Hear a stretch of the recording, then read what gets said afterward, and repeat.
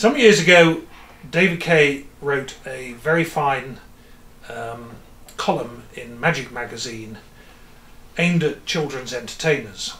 And one of the contributions in particular from someone called Terry Parrott really captured my imagination.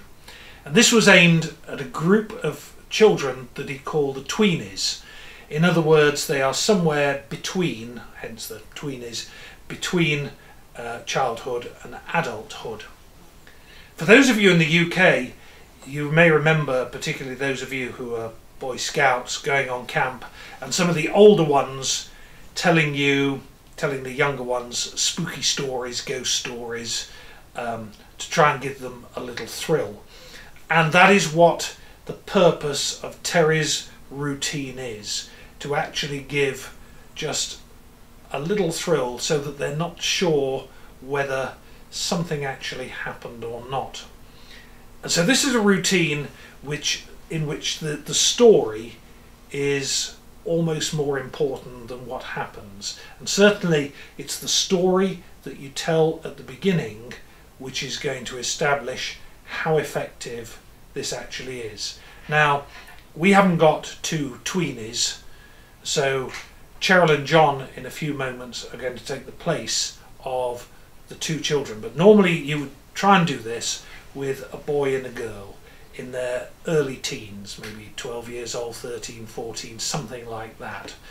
And in these circumstances, I would use the boy to actually do the sorting, which you'll see in a few moments, and the girl to wear the blindfold, because I think it works better that way. So, having established that, let me tell you what the story is. Back in the 1940s, the early 1940s, there lived in London a young girl called Marie Thomas, and she fell in love with a young boy. But of course, being the early 1940s, this was wartime, and he was called up. They were very much in love and they wanted to get married, but their parents felt that they were still a little too young and urged them to wait a little until they were a little older. But as I say, it was wartime. The young man went off to war, and tragically he was killed. Now, Marie wanted somehow in her sadness to try and get in touch with him, and she tried everything. She went to seances, she tried a Ouija board, and nothing seemed to work at all, except that somebody gave her a ring, and they said that it helped people to see what wasn't really there. How do I know all this? Well, it's a long time since these events actually occurred, but at one of these New Age shops in London, when I was down there one time, I came across this ring and the story that was attached to it. Now, I don't know if the story was true or not, but what I want to do is see if we can find out what actually happened. Now, I've actually got the ring here. It's in this little box, which might be seen as being slightly macabre, but this is how it was.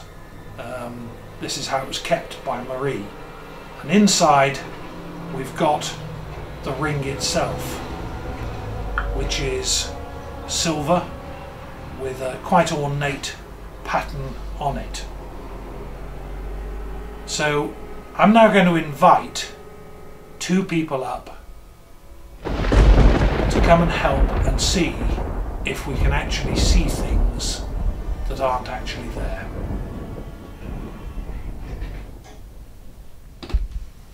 So let me introduce you to Cheryl and John. As I said, this would be a performance for tweenies, but as we haven't got the tweenies, Cheryl and John are standing in, but I hope that this will give you the idea of the None of us routine. have met before, have we?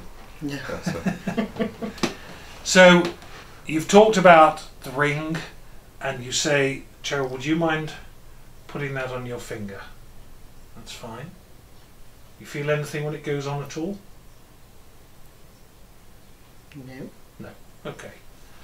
Well, we're going to try and see if we can read something which isn't actually there, find some information which isn't actually there. We're going to use an everyday object, a pack of cards. So, John, would you take the cards, open them up, shuffle them as much as you like,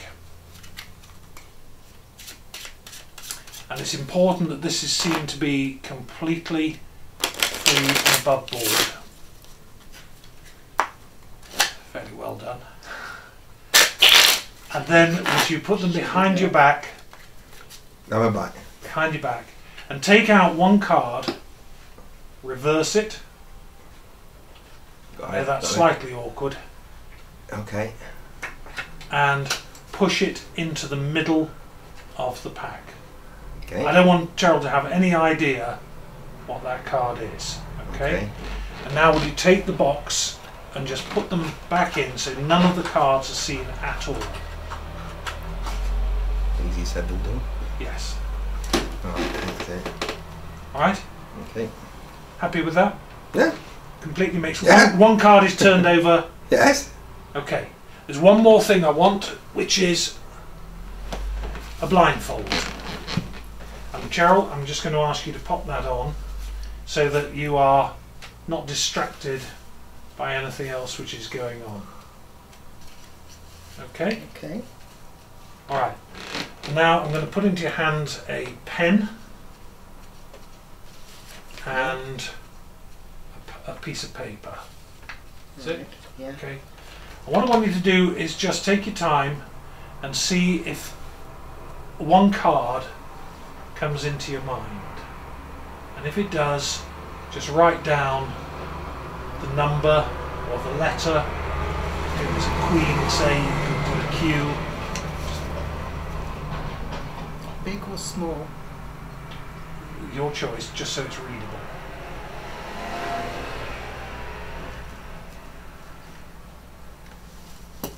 Okay, Yeah. that done? Yeah. Thank you. All right. Can you Like read to- it? Like to take the blindfold off. Okay. So we've got here, and I don't want to interpret this, but I'll pass it to John and say It says 4H, 4 hearts. It 4H, You went for- 4 of hearts. Was that Yes. what you had in mind? But I couldn't write the full word because, No, that's fine. So the 4 of hearts was what was suggested to you. yeah. Okay. So if we now open the pack, because remember John shuffle these and you can see them mixed up here. But there is one card, as we imagine there would be, which is actually turned the other way.